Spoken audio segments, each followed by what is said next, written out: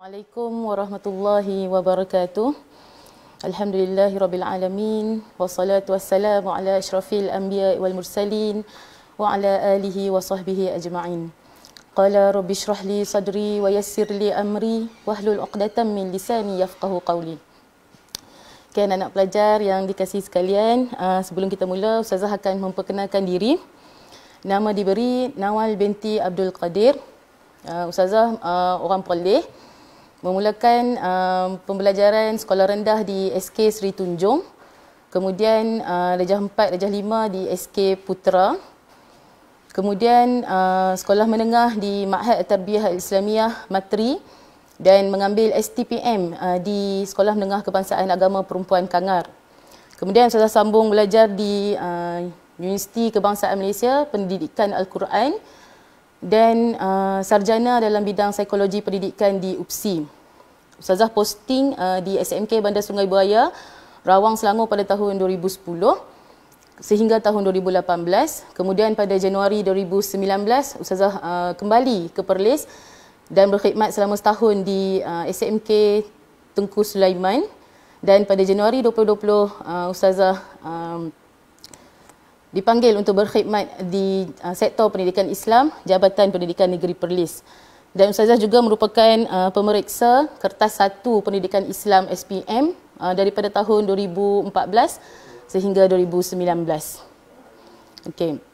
Alhamdulillah, hari ini kita akan menyambung tuition online Perlis Mengaji dengan untuk subjek pendidikan Islam. Tajuknya Cara Mudah Ingat Fakta Pendidikan Islam dan Ulang Kaji Tajuk-tajuk Akidah. Okey.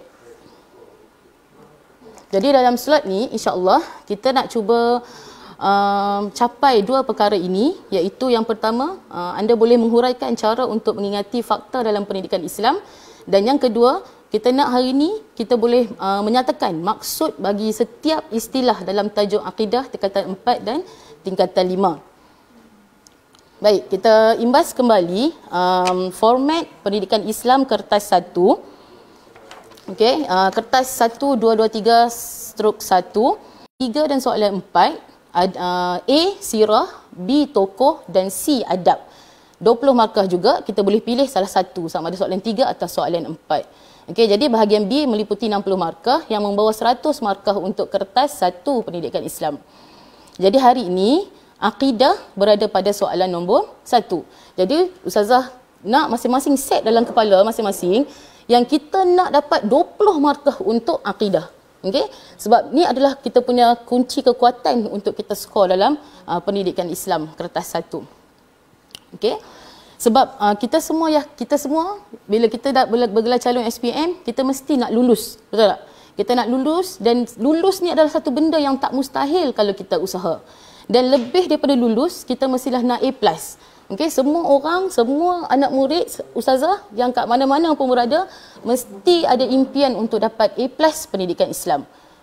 Dia adalah satu benda yang tak mustahil kalau kita usaha. Okey, macam mana nak usaha? Apa yang kita perlu buat? Apa yang anda perlu buat? Apa yang saya perlu buat untuk lulus dan cemerlang dalam pendidikan Islam? Ustazah akan bantu hari ini, insya-Allah. Okey. Anda pasti boleh lulus dan cemerlang pendidikan Islam dengan, yang pertama, kita kena usaha dengan gigih walaupun sekarang banyak cabaran. Okay, cabaran untuk anda tahun ni adalah kita kena menjalani tempoh PKP. Adakah itu satu halangan atau itu adalah satu peluang? Okay? Dan kita kena usaha juga. Dan kita kena kenal pasti kelemahan dan kekuatan diri kita untuk kita susun strategi yang berkesan yang boleh kita guna untuk memastikan kita dapat kejayaan.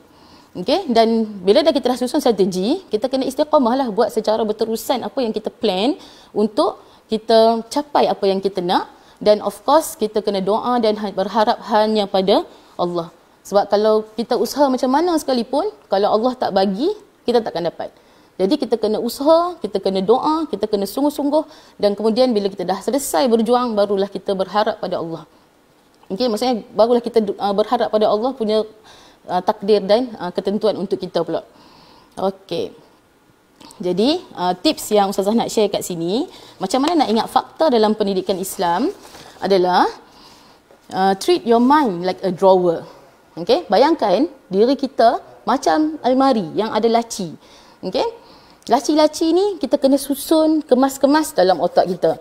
Okay, apa yang kita nak kena kemas dalam otak kita sekarang ni? Sudah pasti bila dah cuti macam ni, dah lama yang tak pergi sekolah, dah lama tinggal kelas, mungkin ada yang tidak mengulang kaji. Tapi mungkin ramai lagi yang ulang kaji kan. Tapi adakah anda mengulang kaji secara teratur? Itu persoalannya. Jadi, apa yang kita kena buat, bila kita nak study sesuatu tajuk, contoh macam hari ini, kita akan study, kita akan belajar dan ulang kaji tajuk akidah. Jadi kita kena susun. Boleh bayang tak dalam kepala, apa dia tajuk akidah? Tingkatan 4 letter 5. So kita kena susun satu-satu tajuk dalam kepala kita. Kemudian kita kena ingat fakta tu secara tersusun. Setiap kali kita ulang kaji, mesti ikut susunan yang sama. Kemudian bila kita dah ingat, kita rasa kita dah ingat, lepas tu kita buat catatan sendiri. Kita boleh buat nota sendiri sebab kadang-kadang tulisan kita, warna pen yang kita guna, tempat kita buat nota, semua tu akan memberi kesan kepada ingatan kita. Kemudian kita test diri kita buat latih to be, jawab soalan. Okey. Banyak sekarang soalan-soalan dekat online, dekat buku dan macam-macam medium yang boleh kita test diri kita sama ada kita faham atau tidak. Kemudian kita tulis balik fakta yang kita ingat dan kita ulang proses tu sampai kita berjaya. Jadi nak tahu berjaya ke tak apabila kita berjaya menjawab soalan peperiksaan dan dapat markah yang kita inginkan. So hari ni kita nak dapat akidah 20 markah. Okey. So kita tengok sekali lalu. Tajuk untuk akidah ada 6 tajuk, tak banyak. Okey, untuk tingkatan 4 kita mula dengan perkara membatalkan iman, ada 6 perkara, syirik, kufur, ridah, khurafat, sihir, nifak. Kemudian tingkatan 4 tajuk yang kedua, dosa-dosa besar yang mesti dihindari, ada 7. Nanti kita tengok. Kemudian dosa-dosa besar yang membawa kehancuran umat, ada 5. Kemudian tuntutan taubat. Kemudian kita masuk tingkatan 5. Mungkin pada awal tahun hari itu ramai yang sudah belajar tajuk iman mutiara hidup. Kemudian kita akan tengok, mungkin yang belum belajar ataupun yang dah belajar, kita akan tengok hari ini ahli sunnah wal jamaah, syiah dan khawarij, kemudian ajaran sesat. Jadi kalau kita settle semua ni, kita sudah pegang tajuk akidah tingkatan 4 dan tingkatan 5. Okey, sekarang ni kita akan mulakan dengan kuis. Okey, masing-masing sudah nak bersedia sebab selalunya kalau dalam kelas Ustaz akan buat kuis macam-macam jenis cara, macam-macam style. Antaranya kita akan angkat A, B, C, D kan. Jadi Ustaz nak masing-masing capailah kertas atau apa-apa yang ada. Okey, kalau ada kertas A4 boleh lipat 4 macam ni. Lepas tu boleh tulis A, B, C dan D besar-besar lah. Okey, kalau tak besar pun tak apa, diri sendiri je nak test diri sendiri. Okey, jadi kita hari ni kita akan jadi orang yang paling jujur dan amanah sebab kita nak tengok kita ingat ke tak apa yang kita dah belajar selama ni. Tingkatan 4 punya tajuk dan ada sedikit tingkatan 5. Okey, Ustaz akan set masa, Ustaz akan tayangkan soalan. Kemudian Ustaz akan lepas beberapa ketika Ustaz akan kira 1 2 3, kamu angkat. Kamu angkat sendiri jawapan tu, jawapan mana? Contoh ni. Jadi kalau betul jawapan tu seperti mana yang Ustaz cakap, kamu catat markah sendiri. Okey? Ready? Okey, soalan pertama. Akidah orang mukmin boleh terpesong dengan cara A. Menziarahi tempat ajaran sesat, B. Memohon hajat di kubur keramat, C. Melawat rumah ibadat agama lain, D. Menghadiri perkebumian orang bukan Islam.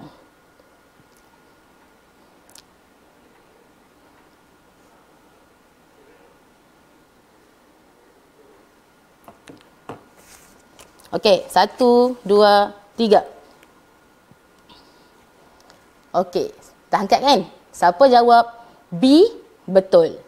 Okey, tahniah. Kita akan pergi soalan nombor 2. Pernyataan di bawah tepat mengenai sihir kecuali A. Bertujuan mengelirukan manusia, B. Mengkhianati amanah yang diberikan, C. Ilmu yang dikaitkan dengan bantuan syaitan, D. Boleh memecah belahkan pasangan suami dan isteri.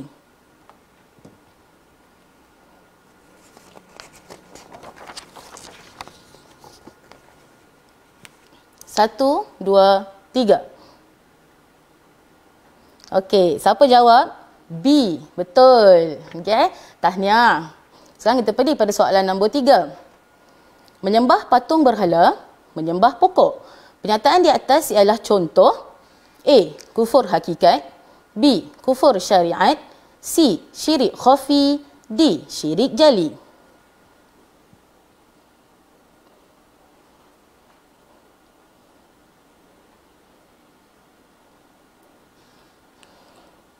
Okey, 1, 2, 3. Siapa jawab A? Betul. Okey, kita pergi kepada soalan nombor 4. Antara berikut, yang manakah benar mengenai syirik khafi? A. Menunjuk-nunjuk kehebatan diri. B. Meminta hajat di kubur keramat. C. Mengaku Nabi Isa anak Tuhan. D. Memakai tangkal azimat untuk melindungi diri.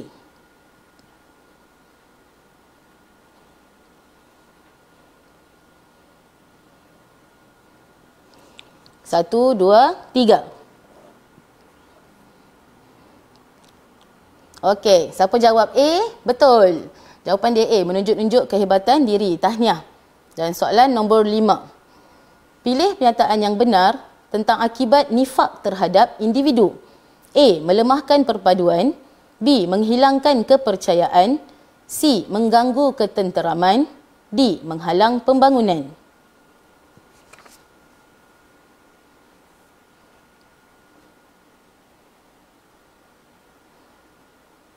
1, 2, 3. Okey, jawapan dia ialah D. Okey, so skip sikit soalan. Okey, kita tengok soalan ni. Nombor 7. Pukau dan santau adalah contoh perbuatan. A. Syirik. B. Khurafat. C. Sihir. D. Riddah. 1, 2, 3. Okey, jawapan dia C. Sihir. Okey, sekarang ni catat markah yang dah catat tu simpan tepi. Okey, sekarang kita akan pergi. Siapa yang betul semua, tahniah. Siapa yang ada betul sikit bersalah, tak apa. Yang tu adalah maklumat sedia ada yang ada dalam diri anda. Sekarang kita akan ulang kaji tajuk akidah tingkatan 4 dahulu. Okey, Ustazah letak QR code kat sini. Anda boleh scan untuk pergi kepada Padlet Ustazah. Ustaz. Safari can open the page.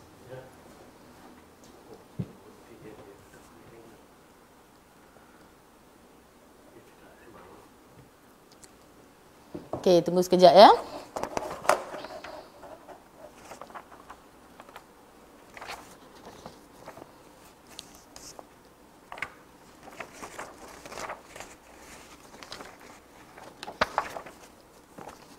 Okey, dekat Padlet Ustazah ni, kalau anda boleh printkan nota ni, lebih baik.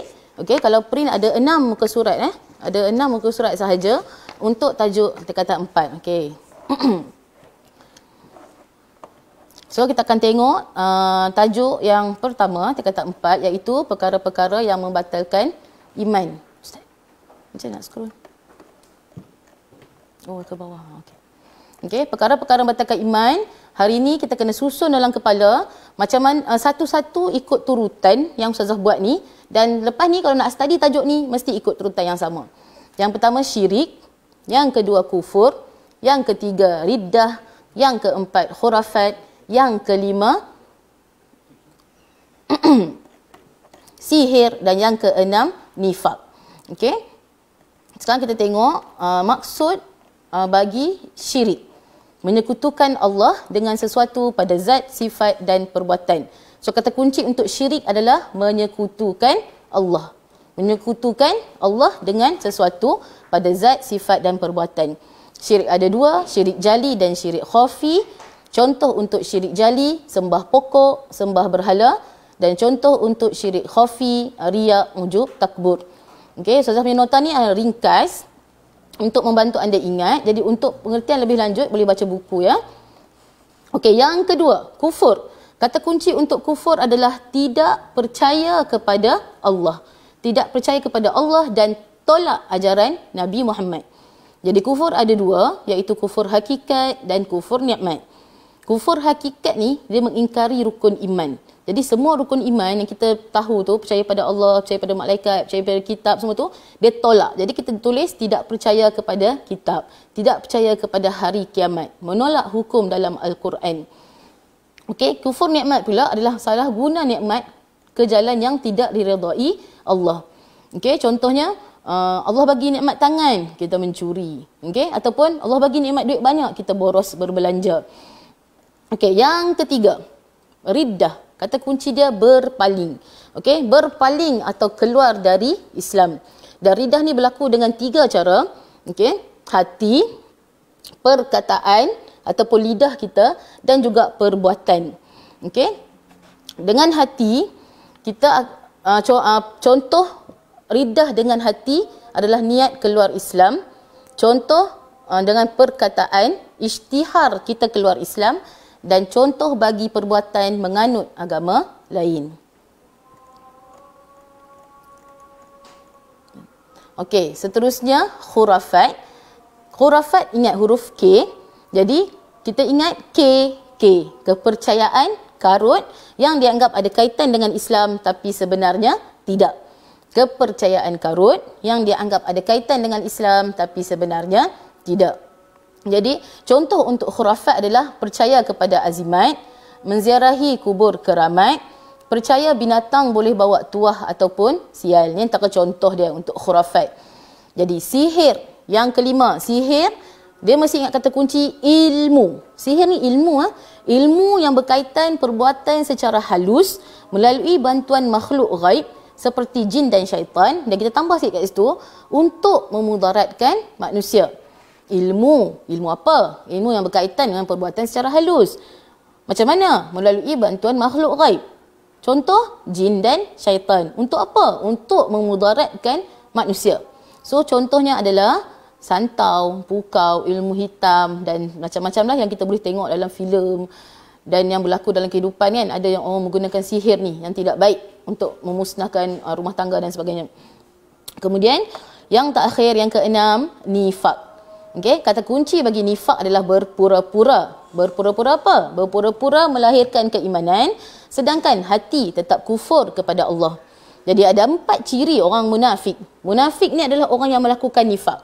Jadi bila dia cakap, dia bohong. Bila dia janji, dia mungkiri. Bila dia diberi amanah, khianati. Dan bila bertengkar, melampaui batas. So ada 4 ciri orang munafik yang kita kena ingat. Jadi syirik, kufur, ridah, khurafat, sihir, nifak ni kita mesti ingat, first kita ingat maksud, ikut kata kunci. Okey, syirik kata kunci apa dia? Menyekutukan Allah dengan sesuatu. Kufur, tidak percaya kepada Allah. Riddah, berpaling atau keluar, kata kunci Yang keempat, khurafat, kepercayaan karut. Yang kelima, sihir, ilmu yang berkaitan perbuatan secara halus. Dan yang keenam, nifak, berpura-pura melahirkan keimanan. Itu kata kunci yang akan membantu kita bila kita tengok ataupun kita disoal tentang maksud bagi setiap istilah ini. Okey, sekarang kita pergi kepada tajuk akidah yang kedua, tingkatan 4, iaitu dosa-dosa besar yang membawa kemurkaan Allah. Okey, dosa-dosa besar ni terbagi kepada 2. Yang pertama, dosa besar yang mesti dihindari, ada 7. Dan dosa besar yang membawa kehancuran umat ada 5. So, boleh tengok kat situ, yang tulisan kali biru tu. Okey, yang pertama, hina dan derhaka ibu bapa. Apa maksud dia? Singgung. Macam mana yang kata hina dan derhaka ibu bapa tu? Kita menyinggung perasaan ibu bapa melalui perkataan atau perbuatan. Perkataan dan perbuatan. Yang kedua, menipu dan berbohong. Maksud dia, melakukan sesuatu untuk kepentingan diri sendiri atau memudaratkan orang lain. Okey, menipu ni dia lebih kepada perbuatan dan berbohong dia lebih kepada perkataan. Selalunya dia akan tanya soalan ni dekat objektif. Kalau dia bagi contoh perbuatan menipu, apa dia? Meniru dalam peperiksaan, kan? Okey. Ustazah akan pergi laju sebab nota ni boleh dibaca dan diulang sendiri. Jadi sebab kita nak kejar masa, jadi Ustazah akan baca macam mana nak ingat tu. Cara nak ingat tu nanti anda boleh buat sendiri kat rumah. Kemudian, mencuri dan merompak. Mengambil hak orang lain secara sembunyi. Tu maksud mencuri. Merompak pula, mengambil hak orang lain secara kekerasan. Okey, sekarang kita tengok yang keempat, riba. Okey, riba adalah, maksud dia kat belah bawah tu, faedah atau pertambahan bayaran dalam urusan pinjaman atau hutang. Okey, riba ni dia terbagi pada dua, riba al-fadlu dan riba an-nasi'ah. Okey, Ustazah nak cerita sikit macam mana cara Ustazah ajak anak murid untuk ingat riba al-fadlu dan riba an-nasi'ah. Okey, mungkin tak logik ke logik, yang penting kita ingat. Okey, so kita ingat macam ni. Kalau riba al-fadlu, kita ingat lelaki. Okey, fadil, fadlu. Okey, fadlu, fadil, lelaki. Kita ingat lelaki suka tukar kasut bola. Okey, dia teringin nak rasa kasut bola kawan dia, dia tukar. Nah, kawan dia pula teringin nak rasa hak dia, dia tukar. Okey, ingat, tukar. So, riba al-fadlu, dia adalah pertambahan. Sebab riba ni adalah pertambahan kan.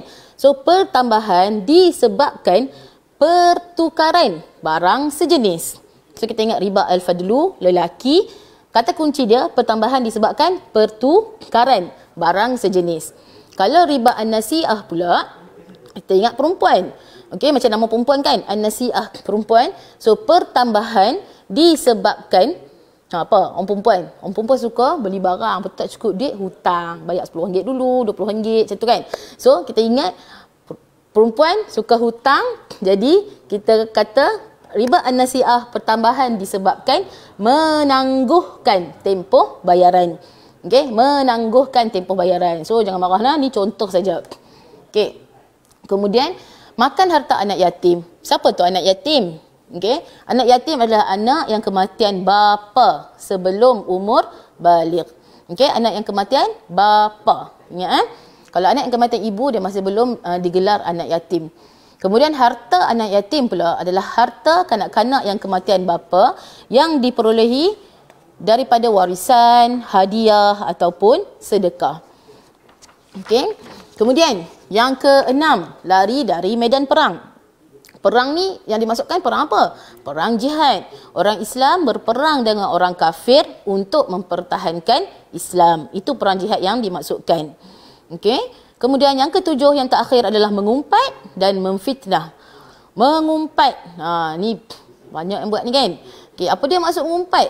Menceritakan keburukan seseorang semasa ketiadaannya. Ni masuk dalam dosa besar ni tau. Okey, menceritakan keburukan seseorang semasa ketiadaannya dan memfitnah, melemparkan tuduhan kepada seseorang tanpa bukti. Okey, itu kita kena ingat perbezaan antara mengumpat dan memfitnah. Okey, so kita dah habis 7 perkara dosa besar yang mesti kita hindari. Sekarang kita nak tengok 5 perkara dosa besar yang membawa kehancuran umat. Yang ni kita kena ingat maksud dan juga dia punya hukuman. Okey, sebab Allah dah tetapkan dah hukuman. Jadi kita tengok yang pertama, minum arak. Apa maksud arak? Arak adalah minuman yang memabukkan, yang diperbuat daripada perahan buah-buahan yang diperam, yang boleh menghilangkan kewarasan akal. Di bawah tajuk arak juga, kita kena tahu juga maksud dadah. Jadi dadah ni kita cuma tukar ya. Kalau arak minuman, kalau dadah sejenis bahan. Okey, sejenis bahan yang boleh menghilangkan kewarasan akal. Jadi, apa hukuman dia? 40 kali sebatan. Kemudian yang kedua, qazaf. Apa maksud qazaf ni? Qazaf adalah menuduh seseorang yang baik melakukan zina tanpa membawa 4 orang saksi lelaki yang adil. So ada beberapa perkara kita kena tengok kat situ. Menuduh seseorang yang baik melakukan zina tanpa membawa 4 orang saksi lelaki yang adil. Okey? Apa dia hukuman kepada pelaku qazaf? 80 kali sebatan. Okey, kemudian zina. Zina adalah persetubuhan haram antara lelaki dan perempuan tanpa ikatan perkahwinan yang sah. So zina ni dia terbagi kepada 2. Ghairu muhsan, iaitu penzina yang belum berkahwin, dan penzina muhsan, iaitu dah kahwin. Okey, so cara kita nak ingat, ghairu muhsan, tak kahwin. Kalau muhsan, kahwin. So kalau kita takut kita keliru kan. Jadi apa hukuman untuk penzina yang belum berkahwin? 100 kali sebatan. Dan penzina yang dah berkahwin atau penzina muhsan direjam sampai mati. Okey. Kemudian liwat dan musahaqah. Liwat adalah hubungan sejenis. Jangan lupa sejenis hubungan sejenis antara lelaki dengan lelaki, dan musahaqah adalah hubungan sejenis perempuan dengan perempuan. hukuman dia dikurung dalam rumah sehingga insaf. Kalau tidak insaf juga dikurung sehingga mati. Kemudian bunuh diri. Yang terakhir, perbuatan yang boleh memisahkan roh daripada jasad sendiri. Perbuatan memisahkan roh. Roh ni, roh diri sendiri, memisahkan roh daripada jasad sendiri. Dan azab, hukumannya diazab dan dikekal dalam neraka. Jadi habislah kita kepada tajuk dosa besar yang membawa kemurkaan Allah dan dosa besar yang membawa kehancuran umat. Okey. Sekarang kita akan pergi kepada tajuk yang ketiga, iaitu tajuk, apa dia tajuk yang ketiga kata 4? Tuntutan taubat. Okey. Tuntutan taubat ni, Ustazah dah bagi nota kat sini, hampa boleh baca. Tapi kat sini kita nak tekankan beberapa perkara sahaja berkenaan dengan taubat. Okey. Yang pertama, maksud taubat. Yang kedua, hukum kita bertaubat. Yang ketiga, syarat-syarat taubat. Okey. Dan yang keempat,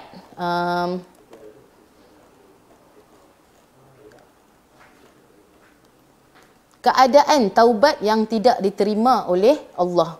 Okey, Ustazah akan bangun untuk lukiskan macam mana kita nak ingat maksud taubat. Okey.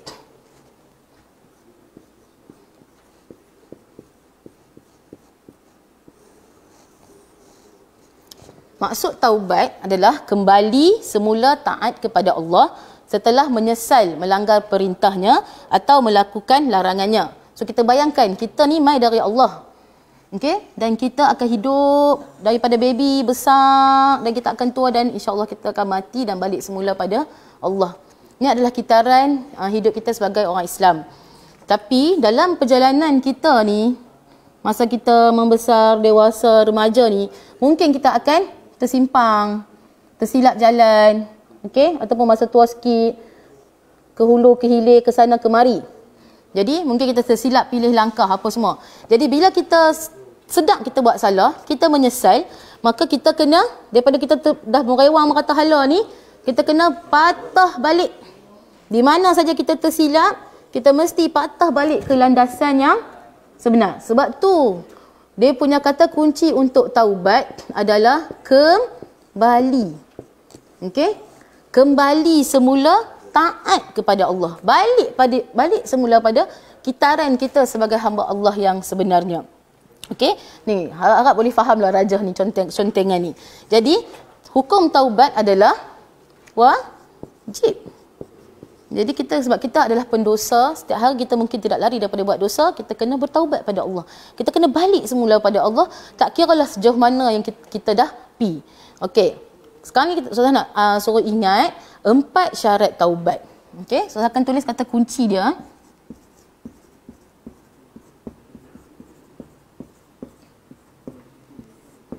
Okey, Ustazah tulis kata kunci saja dulu.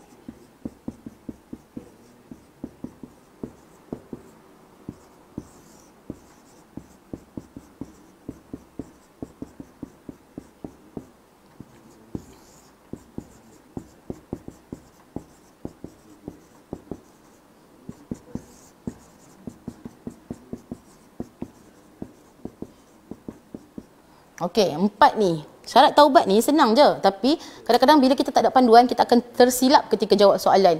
So first, bila kata syarat taubat, mesti 4 ni. Menyesal, berhenti, stop. Stop daripada buat dosa. Menyesal buat dosa, kemudian berhenti daripada buat dosa, kemudian berazam untuk tak buat dosa lagi, tak ulang dosa balik. Dan yang keempat, minta maaf jika berkaitan dengan manusia atau barang kita ambil barang orang, kita kena pulangkan. So ni adalah syarat taubat. Okey. Dan yang keempat yang kita nak tengok dalam tajuk taubat ni adalah keadaan mana yang taubat tidak diterima oleh Allah. Kita sepanjang hidup kita ni, kita terbuka, Allah buka pintu taubat kepada kita. Tapi bila yang Allah dah tak terima taubat kita, yang pertama, ketika nyawa sudah berada di halkum. Yang kedua, ketika kita masih kafir. Dan yang ketiga, ketika kita masih bergelumang dalam dosa dan maksiat. Na'udzubillahi min zalik. Okey, kita sudah selesai tajuk yang ketiga, tingkatan 4. Sekarang kita masuk tajuk yang pertama, tingkatan 5, iaitu iman mutiara hidup. Okey, mungkin ni benda yang baru lagi anda belajar di sekolah. Ustazah juga dah letakkan nota ni di Padlet ni. Jadi boleh tengok. Sama juga dengan tajuk taubat, Ustazah hanya akan fokus pada beberapa perkara yang penting sahaja. Yang lain anda boleh baca sendiri. Okey, yang pertama, apa dia maksud kemanisan iman? Bila kata kemanisan iman, okey, apa dia maksud kemanisan iman? Bila seseorang itu berasa gembira dalam beribadah, sanggup tanggung kepayahan demi dapat redha Allah, dan utamakan Allah dan Rasul lebih daripada segalanya. 3 poin ni untuk maksud kemanisan iman. Kemudian, macam mana cara untuk dapatkan kemanisan iman? Okey, soalan ni kita ingat yang ini sahaja. Okey, poin ini sahaja supaya kita tidak terpesong apabila menjawab soalan. Okey, apa dia cara? Kata kunci dia sudah bagi kat sini, cinta, kasih, benci. Okey, cinta tu siapa? Cinta pada Allah. Cinta Allah dan Rasul lebih dari segalanya. Kalau kita nak tukar kasih pun boleh. Kasih, kasih, benci. Okey, kasih pada Allah dan Rasul lebih daripada segalanya. Kemudian, kasih sesama manusia kerana Allah. Kemudian, benci kepada kekufuran sebagaimana benci dicampakkan ke dalam api neraka. Kemudian, untuk itu cara mendapatkan kemanisan iman. Dan apa kaitan antara iman dengan akhlak kita? Okey, kita tengok kat sini, iman dapat menghalang seseorang daripada melakukan maksiat. Jadi iman juga adalah pendorong untuk kita melakukan kebaikan, dan iman menjadi benteng daripada godaan syaitan. Okey. So senang je tajuk iman, cuma kita kena ingat betul-betul lah supaya kita tidak terkeliru. Sekarang kita akan pergi kepada tajuk yang lebih mencabar, tapi dia akan jadi mudah bila kita ingat secara bertersusun. Macam saya kata tadi kan. So kita tengok tajuk yang seterusnya, akidah ahli sunnah wal jamaah. Okey, Ustazah nak kamu semua tengok nota Ustazah ni, masukkan image kotak ni dalam kepala. Bila cakap pasal akidah ahli sunnah wal jamaah, Syiah dan Khawarij, mesti bayangkan nota ni. Okey, ahli sunnah wal jamaah tulisan color ungu, belah atas dan ke bawah tu. Okey. Kemudian untuk Syiah, dia ada 3 Syiah. Syiah Imamiyah tulisan color merah, Syiah Zaidiyah tulisan color hijau, Syiah Batiniyah tulisan color biru muda, dan Khawarij biru tua tulisan dia. Okey, masukkan dalam kepala, ajak otak kita, register dalam kepala. Kemudian baru kita pergi kepada satu-satu. So, siapakah pengasas ahli sunnah wal jamaah? Kita lah ahli sunnah wal jamaah ni tahu, kalau nak faham. Okey, siapa pengasas dia? Abu Mansur al-Maturidi dan Abu Hasan al-Ash'ari. Okey, antara nama lain bagi ahli sunnah wal jamaah adalah ahli as-sunnah dan al-jamaah. Jadi apa dia maksud ahli sunnah wal jamaah? Latar belakang ni maksudnya maksudlah. Okey, maksud dia adalah kumpulan yang berpegang teguh dengan Al-Quran dan As-Sunnah Rasulullah dan perkara yang dibawa oleh sahabat serta menentang perkara-perkara bid'ah. Ada 3 perkara, kumpulan yang berpegang teguh dengan Al-Quran dan As-Sunnah Rasulullah, kemudian perkara yang dibawa oleh sahabat dan menentang perkara-perkara bid'ah. Okey, ada 5 prinsip akidah ahli sunnah wal jamaah. Yang pertama, berpegang teguh dengan Al-Quran dan As-Sunnah. Yang kedua, berpegang dengan prinsip salafus soleh. Yang ketiga, apabila ada pertelingkahan pandangan, mereka akan merujuk Al-Quran dan As-Sunnah. Mereka tidak mencela dan mengkafirkan orang yang tidak sealiran dengan mereka, dan mereka tidak menghukum kecuali, KEC itu kecuali terdapat bukti yang sahih. So ada 5 ni kita kena ulang-ulang ikut turutan dan insya-Allah kita akan ingat. Kemudian dalam ahli sunnah wal jamaah ni ada pandangan terhadap beberapa isu. Okey, ada 5 isu kat sini. Yang pertama berkenaan dengan Al-Quran bukan makhluk. Jadi ahli sunnah wal jamaah yakin bahawa Al-Quran adalah kalam Allah yang bersifat qadim. Kemudian pada isu melihat Allah, orang ahli sunnah wal jamaah yakin bahawa orang mukmin dapat melihat Allah di syurga pada hari kiamat. Yang ketiga, pada isu pelaku dosa besar, ahli sunnah wal jamaah juga yakin bahawa pelaku dosa besar masih dikira mukmin tetapi fasik. Kemudian yang keempat, pada isu iman bertambah dan berkurang, Ahli Sunnah wal Jamaah yakin bahawa apabila kita taat, iman kita bertambah, dan apabila kita buat jahat atau maksiat, iman kita akan berkurang. Kemudian pada isu qada dan qadar, kita ingat segala ketentuan tu qada, dan segala yang berlaku qadar di alam ini terjadi dengan kebijaksanaan Allah sejak azali. Ketentuan qada dan segala yang berlaku di alam ini terjadi dengan kebijaksanaan Allah sejak azali. Okey, itu settle. Ambil masa nak hafal, ambil masa untuk ingat, kemudian kita akan test diri kita. Jadi sekarang kita akan pergi kepada Syiah. Syiah dalam silibus kata 5, kita kena belajar 3 jenis Syiah. Yang pertama Syiah Imamiyah, yang kedua Syiah Zaidiyah, yang ketiga Syiah Batiniyah. Okey, siapa Syiah? Syiah adalah golongan yang mendokong cita-cita untuk menjadikan Sayyidina Ali KW itu karamallahu wajhah sebagai khalifah Rasulullah. Kita boleh tambah lagi selepas kewafatan Rasulullah. Okey, pada Syiah Imamiyah ada 5 poin. Tulisan merah tu dia ada 5 poin. Saya akan baca dan saya akan tekankan macam mana kita nak ingat ikut kata kunci. So, yang pertama, beriktikad bahawa jawatan imam adalah anugerah Allah seperti kenabian dan menganggap imam adalah maksum tetapi tidak mendapat wahyu. So point ni kita nak cakap kat otak kita, macam mana nak ingat? Syiah Imamiyah beriktikad bahawa kata kunci kat sini jawatan imam anugerah Allah dan imam maksum.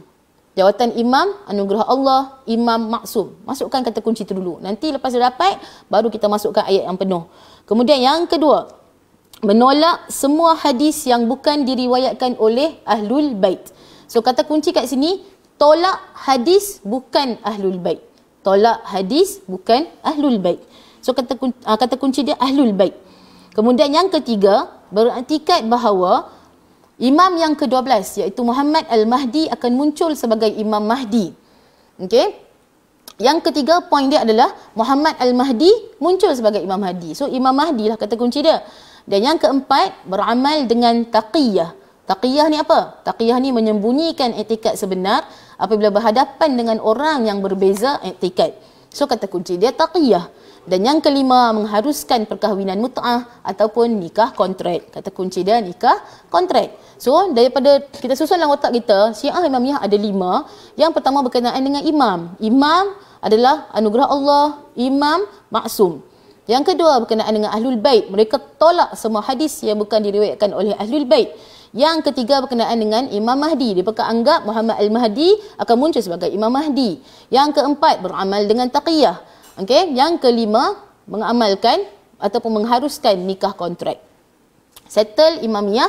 Kemudian kita pergi pada Zaidiyah. Tadi Imamiyah ada 5, sekarang Zaidiyah ada 4 poin tulisan warna hijau. Yang pertama, beriktikad pelaku dosa besar berada di antara keimanan dan kekufuran. Okey, berlaku dosa besar berada di antara keimanan dan kekufuran. Kemudian yang kedua, beriktikad bahawa perbuatan manusia dilakukan oleh manusia bukan Allah. Yang ketiga, menolak pegangan Syiah yang lain seperti kemaksuman para imam kecuali Ali, Fatimah, Hasan dan Husain. Yang keempat, menolak taqiyah dan kepercayaan Imam Mahdi. Okay, dia tolak apa yang diimami oleh Syiah Imamiyah tadi. So ada 4, anda boleh ingat satu-satu ikut turutan. Yang ketiga, Syiah Batiniyah. Syiah Batiniyah adalah Syiah yang paling sesat dan radikal. Sebab apa? Kita tengok poin yang pertama, mereka beriktikad bahawa Ali karamallahu wajhah dan imam-imam mereka sebagai Tuhan. Sebab itulah dia yang paling sesat dan radikal. Kemudian poin yang kedua, mereka beriktikad imam mereka Muhammad Al-Hanafiyah masih hidup. Dan yang ketiga, mereka menghalalkan beberapa kemungkaran seperti minum arak. Jadi Syiah Imamiyah ada 5 poin, Syiah Zaidiyah ada 4 poin dan Syiah Batiniyah ada 3 poin. Sekarang kita pergi pada Khawarij. Khawarij ni siapa? Khawarij ni adalah golongan penyokong Sayyidina Ali yang berjuang menentang Muawiyah tetapi tidak menerima majlis tahkim. Okey, mereka ni belok daripada sokong Sayyidina Ali apabila Sayyidina Ali menerima majlis tahkim. So, apa dia prinsip akidah Khawarij? Ada 3. Yang pertama, mereka beriktikad bahawa pelaku dosa besar adalah kafir. Okey, pada isu pelaku dosa besar kita boleh tengok pada Ahli Sunnah wal Jamaah, pada Syiah Zaidiyah dan pada Khawarij. Kita boleh buat perbandingan kat situ ya. Kemudian perbandingan dia apa? Yang pertama, pelaku Ahli Sunnah wal Jamaah kata pelaku dosa besar masih dikira mukmin tapi fasik. Syiah Zaidiyah kata pelaku dosa besar berada di antara keimanan dan kekufuran. Dan Khawarij kata pelaku dosa besar adalah kafir. Okey. Kemudian poin yang kedua untuk Khawarij, mereka mengkafirkan dan menghalalkan darah semua umat Islam yang berbeza iktikad dengan mereka. Dan yang ketiga, mereka membataskan sumber syariat kepada Al-Quran sahaja. Jadi untuk bantu anda ingat maksud untuk tajuk ni, Ustazah ada tukar lagu sikit, okey, baru je dapat idea semalam. Jadi boleh Ustazah share kat sini, kita dengar sikit lah.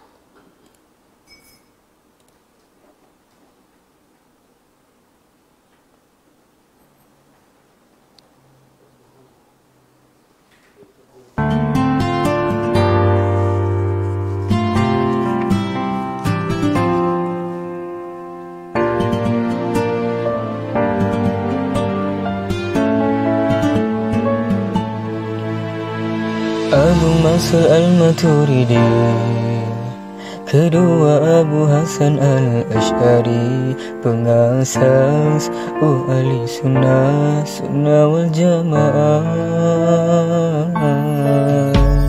kumpulan yang berpegang teguh dengan Al-Quran dan sunnah dan perkara yang dibawa oleh para sahabat dan menentang bid'ah.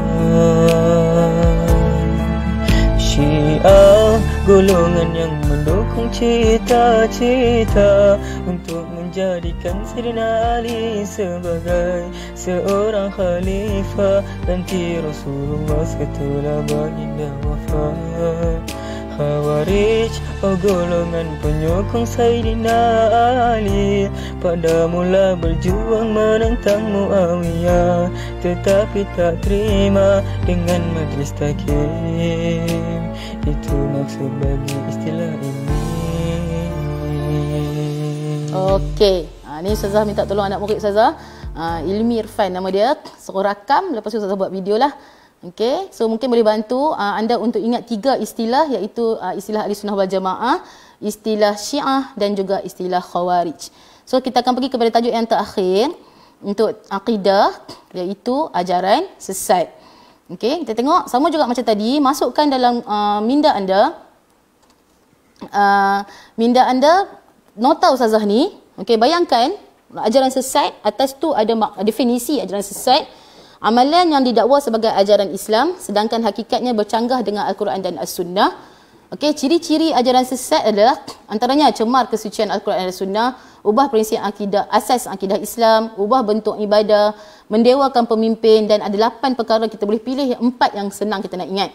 Okey, so kita bayangkan belah kiri adalah Qadiani, tulisan kali biru, tengah adalah ajaran Bahai, tulisan kali hijau, dan kanan adalah Taslim, tulisan color pink. Okey, saya bayangkan. Kemudian kita akan ingat pengasas. Pengasas Qadiani adalah Mirza Ghulam Ahmad, berasal dari Qadian, India, dibawa ke Malaysia oleh Maulana Muhammad Sadiq bin Barakatullah. So nama ni kita kena ulang-ulang selalu supaya kita ingat. Kemudian ajaran Bahai diasaskan oleh Husin Ali Al-Mazandarani, gelaran Bahaullah, dibawa ke Malaysia oleh Yan Ki Leong. Dan Taslim Haji Muhammad diasaskan oleh Haji Muhammad Syafi'i, gelarannya Haji Muhammad Matahari, berasal dari Kampung Seronok, Pulau Pinang. Jadi kita tengok ciri-ciri kesesatan. Ustazah hanya akan sebut, hampa kena balik hafal sendiri nah, ikut nota Ustazah ni. So ada 8 poin berkenaan dengan Qadiani. Yang pertama, beriktikad bahawa Imam Mirza adalah jelmaan Tuhan Krishna. Yang kedua, beranggap Imam Mirza ada kitab iaitu At-Tazkirah. Yang ketiga, menganggap Imam Mirza ada sejuta mukjizat. Yang keempat, mereka mengubah ayat Al-Quran. Yang kelima, mereka mendakwa malaikat adalah panca indera Allah. Yang keenam, mereka mengisytihar Qadian sebagai tempat haji. Yang ketujuh, mereka mendakwa Nabi Isa dimakamkan di Saringar, India. Dan yang ke-8, menghukum kafir selain daripada pengikut Qadiani. So ni kena ulang dan terus ulang sampai ingat. Kemudian, ciri kesesatan ajaran Bahai. Yang pertama, beriktikad bahawa pengasasnya jelmaan Allah. Yang kedua, beriktikad semua agama bergabung dalam ajaran Bahai. Yang ketiga, beriktikad bahawa alam ini kekal, sedangkan alam ini tak kekal kan. Yang keempat, beriktikad bahawa Nabi Isa mati disalib. Yang kelima, menolak mukjizat malaikat syurga neraka. Yang keenam, memansuh dan menghapuskan jihad. Yang ketujuh, mengubah bentuk ibadah. Yang ke-8, menganggap Acre di Palestin sebagai kiblat baru. Boleh Google Acre itu bentuk macam mana. Yang ke-9, mengagungkan kod 19. Juga boleh Google untuk tahu tentang kod 19. Jadi ada 9 poin berkenaan dengan kesesatan ajaran Bahai. Dan kesesatan ajaran Taslim ada 7. Yang pertama, menganggap Haji Muhammad Matahari sebagai maksum. Maksum ni apa? Suci dari dosa. Kemudian yang kedua, beriktikad bahawa alam ini bersifat qadim. Yang ketiga, beriktikad bahawa diri batin manusia adalah Allah dan diri zahir manusia adalah Nur Muhammad. Yang keempat, menolak kiamat, syurga, neraka. Yang kelima, mengharuskan zina melalui nikah batin. Yang keenam, solat dengan niat sahaja, tak ada rukun qauli dan fi'li. Dan yang ketujuh, mentafsir Al-Quran mengikut nafsu. Jadi ada kat sini 8, 9, 7 poin berkenaan dengan ciri kesesatan yang kita kena ingat ikut turutan. Okey, jadi kita dah selesai bincang perkara yang ada dalam akidah tingkatan 4 dan tingkatan 5. Jadi kita dah tak kesuntukan masa untuk kuis. Mungkin pada slot yang kedua saya akan uji balik pengetahuan anda. Dan juga sebenarnya dekat Padlet tadi anda boleh uji faham ke tidak dengan menjawab kuis pada kuisis yang Ustazah sertakan link di situ. So diharapkan anda semua dapat menghuraikan cara untuk ingat fakta, iaitu susun dalam kepala balik satu-satu, kemudian dan boleh menyatakan maksud bagi setiap istilah akidah tingkatan 4 dan tingkatan 5. Jadi Ustazah mohon anda untuk boleh bagi respon untuk slot hari ini. Mungkin ada penambahbaikan yang Ustazah boleh laksanakan, ataupun anda apa-apa nak bagi tahu Ustazah, boleh pergi kepada link ini atau scan ni, anda boleh tulis saja di Padlet untuk apa-apa yang anda ingin beritahu pada Ustazah. Okey.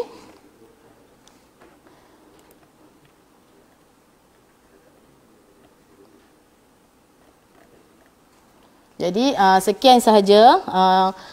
Ustazah minta maaf atas segala kekurangan dan kelemahan sepanjang Ustazah mengendalikan slot ini. Mungkin terlaju sikit, tapi insya-Allah dapat bantu. Yang baik itu dari Allah, yang lemah itu daripada Ustazah sendiri. Jadi pesanan sikit, kita nak kena stay at home. Duduk rumah, jangan duduk maya mata-rata, naik motor mata hala. Okey, duduk rumah saja sebab duduk rumah dapat pahala. Okey, sama-sama kita berusaha untuk hapuskan COVID-19. Terima kasih kepada frontliners yang berusaha gigih dan teruskan support Perlis Mengaji. Terima kasih semua. Assalamualaikum warahmatullahi wabarakatuh.